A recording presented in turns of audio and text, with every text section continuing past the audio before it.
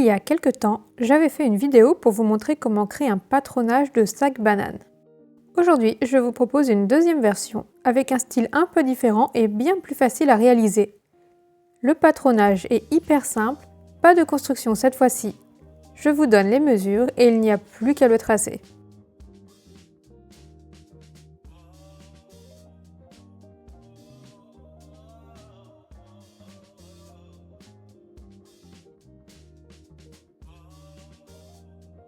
Pour le matériel, il faut du tissu épais.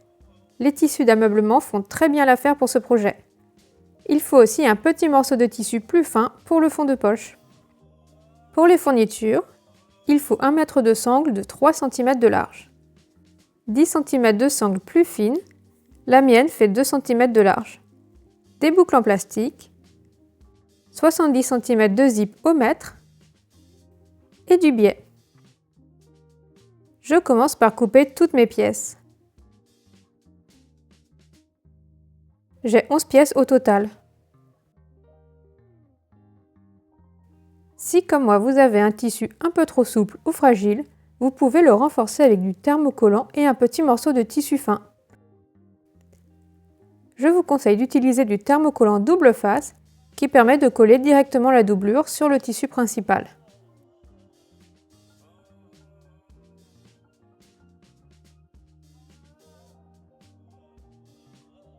Je surfile le haut de mon devant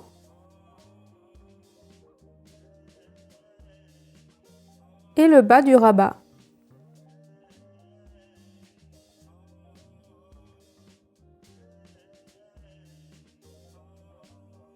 Je pose mon zip sur le rabat, endroit contre endroit, et je pique tout le long à 1 cm du bord.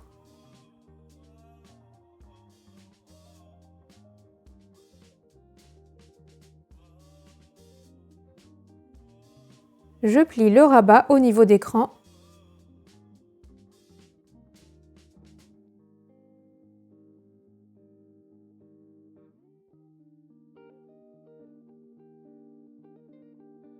et je fais une piqûre tout le long du zip à 5 mm de la première piqûre.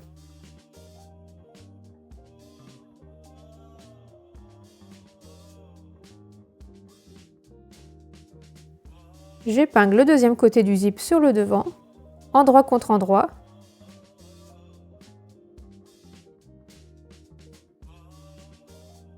et je pique tout le long à 1 cm du bord.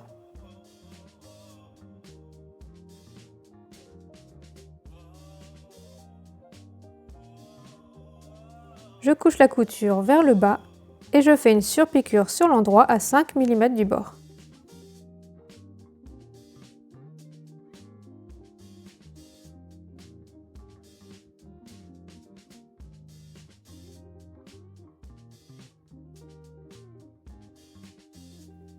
Enfin, je place le fond de poche sur l'ensemble et je fais une piqûre de maintien tout autour à 5 mm du bord.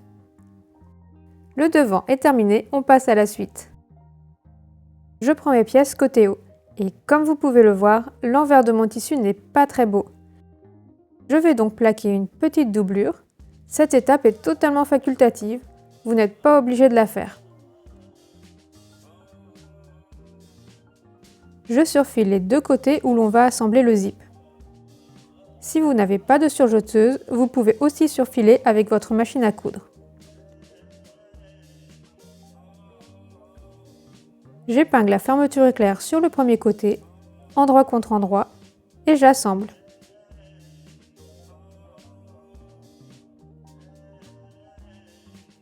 Je fais de même avec le deuxième côté.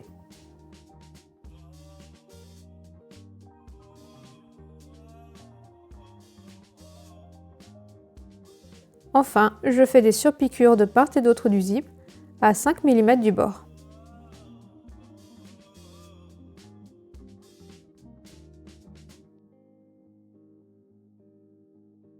Je coupe deux petits morceaux de sangle de 5 cm environ que je plie en deux et pose de chaque côté de la fermeture.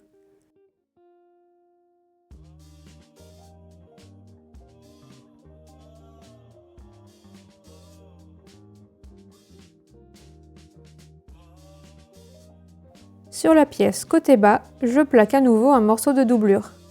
Là encore, c'est facultatif. Puis j'assemble les pièces, côté haut et côté bas ensemble, à 1 cm du bord.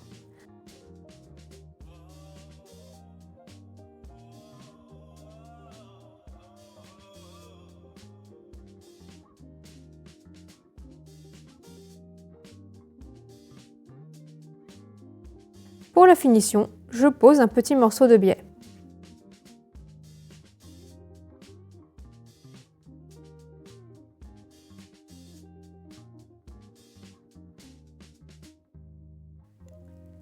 Enfin, je fais une surpiqûre tout le long à 5 mm du bord. On passe aux pattes côté. Je coupe 10 cm de sangle et j'insère ma boucle dedans.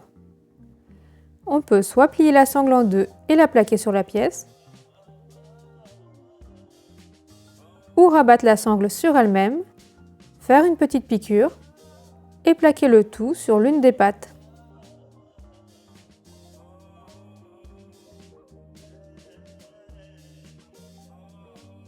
J'épingle les deux pièces ensemble et j'assemble les trois côtés à 1 cm du bord. Je dégarnis les angles.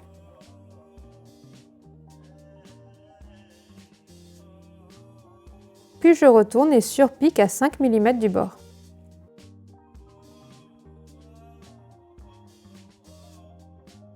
Je fais la même chose avec l'autre morceau de sangle.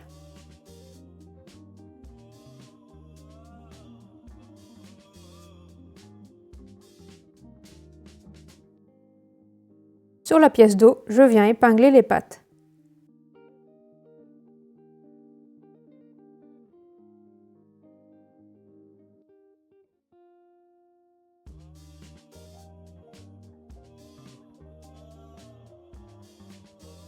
Je fais une petite piqûre de maintien.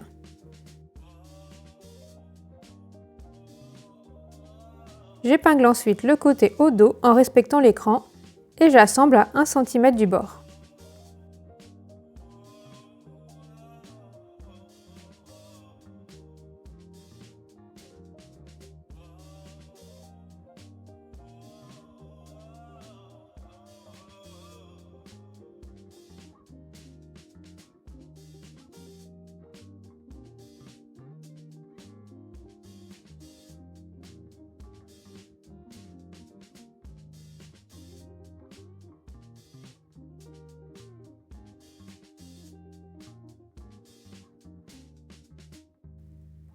Je coupe tout ce qui dépasse afin que le bord soit bien droit.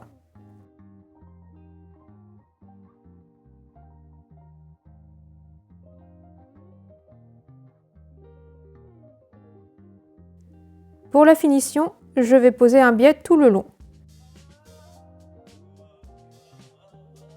Si vous souhaitez voir comment fabriquer votre propre biais et le coudre, j'ai fait une petite vidéo explicative. Je vous mets le lien dans la description. Mais avant, je coupe les angles qui dépassent pour légèrement les arrondir.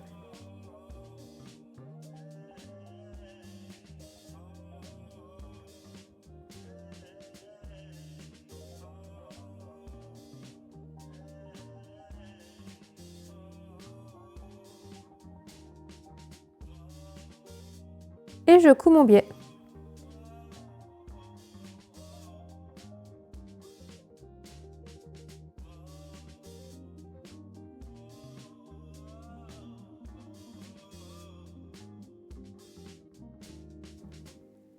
Enfin, je recommence toutes ces étapes avec le devant.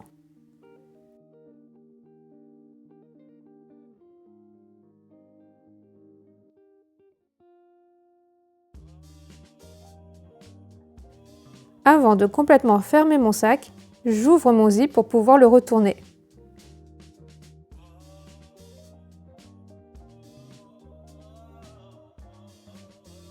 Le sac banane est quasiment terminé.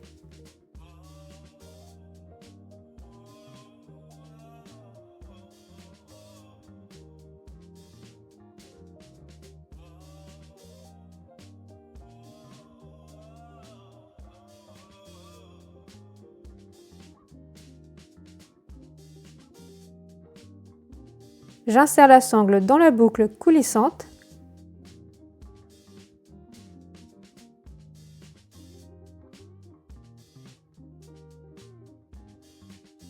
Puis je la passe dans la deuxième boucle.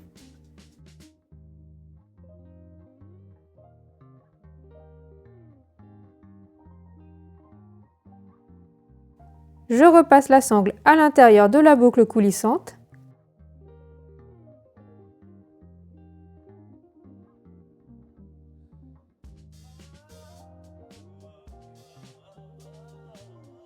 Je plie le bord et je fais une couture.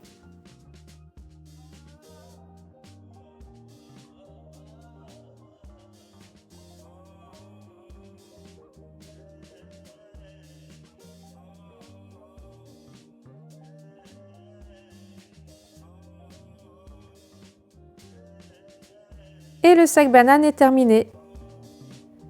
J'espère que cette vidéo vous a été utile. Si vous avez aimé ce tutoriel, cliquez sur le bouton j'aime, ça m'aide à faire connaître mes vidéos. Et je vous dis à très bientôt!